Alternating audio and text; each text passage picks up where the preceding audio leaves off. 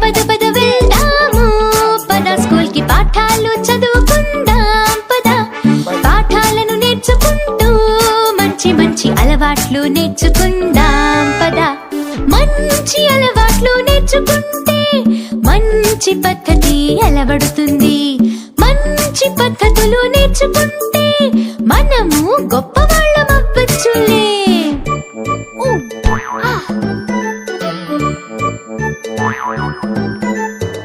గొప్పవాళ్ళమయ్యామంటే మనము దేశాన్ని కాపాడచ్చు భారతీయ బిడ్డలం మనం ఎప్పుడు దేశానికి పేరు తెస్తాం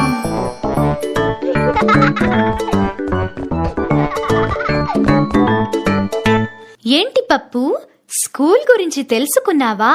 అవును అవును, మీ అందరు చాలా అదృష్టవంతులు. నీకు మంచి ఇల్లు, మంచి